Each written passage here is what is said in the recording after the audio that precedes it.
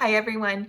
Let's talk about another game that is a favorite in our house. It's called Phase 10. I'm sure a lot of people have played it, but let's talk about how we play and some of the special things that we do. Maybe it's not so special, maybe you do too.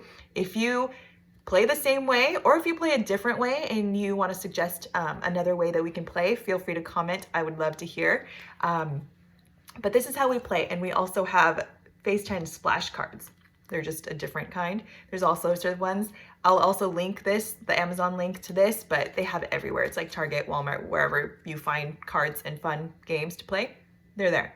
So let me talk you through how to play this game. We have the Phase 10 splash version, which means it can just get wet, and it's actually really easy to shuffle. So I like these a lot, but they are a little slippery. So here we go. First, we're going to talk about what kind of cards there are. So these are the types of cards there are. There's numbers from 1 to 12 in 4 different colors. And then there's also the special cards, which are the skip and the wild. The skip, you skip the person after you. Wild, you can use it as any card. So pretty self-explanatory. The point of the game is to get through all 10 phases and be the winner.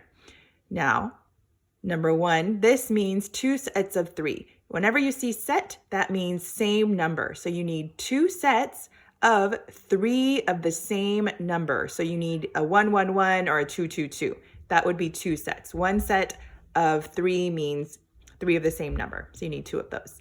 Now, if you see run, that means it is numbers in order. So if it's a run of 4, it's like 1, 2, 3, 4, or any 4 numbers in a row.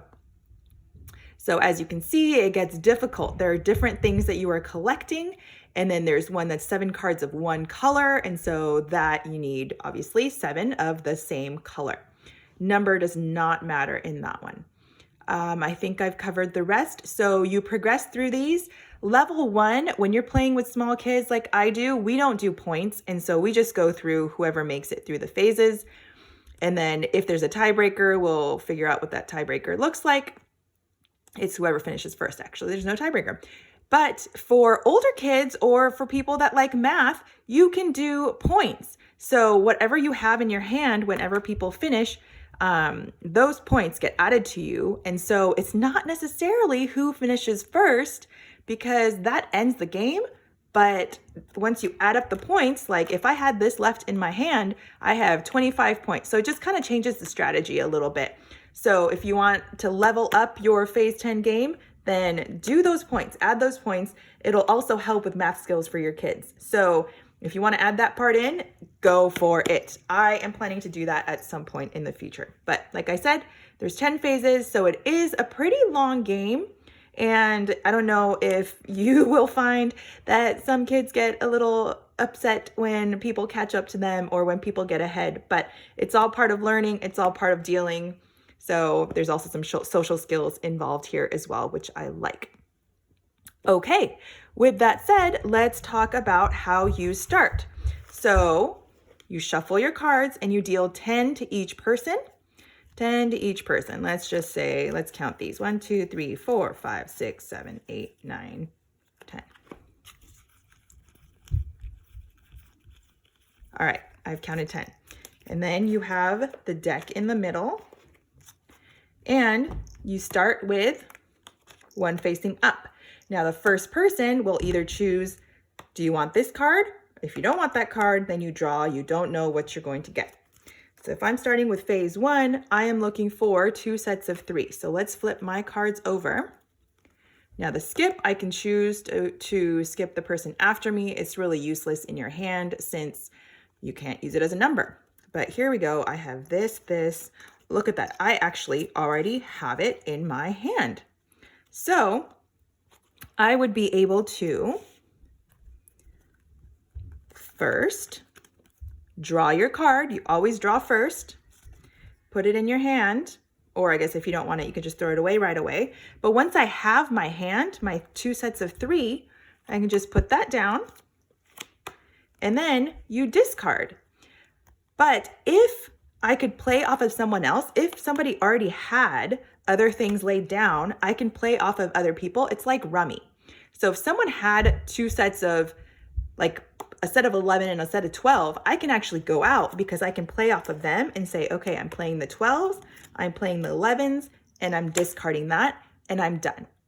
So that's how you discard.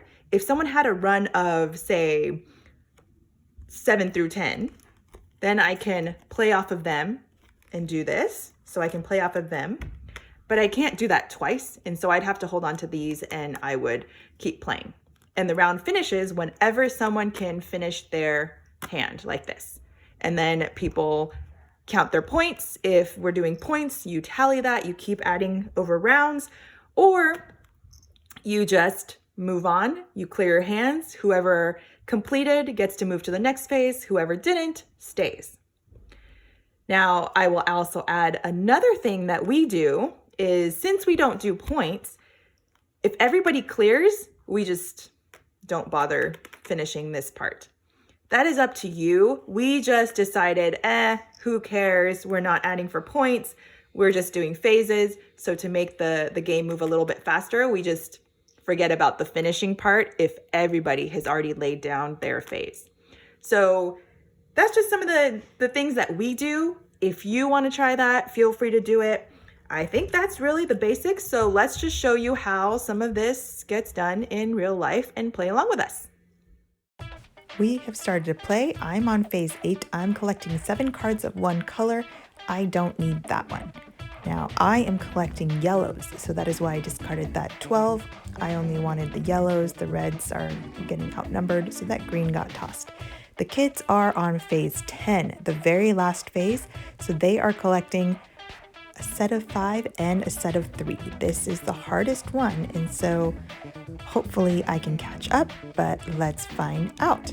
I threw away that 10, but Jonah wanted that 10, so hopefully that didn't just give him the edge, but here we go. I have been able to lay down my completed phase because I got 7 yellow cards, including a wild. But I can't go out yet, so I'm discarding my cards and continuing on and hoping that other people can't finish either, especially the people in phase 10. These are all the phases that we've gone through. That's where I am. That's where the kids are. But Jonah got phase 10. He got a set of 5 and a set of 3 using those 2 wilds and was able to finish by playing off of other people. So by the level 1 we play, he wins. That was phase 10. Well, there you have it. That's how we play phase 10, and it's a lot of fun. So if you liked this video, remember to like, comment, share, subscribe, and we'll see you in the next one.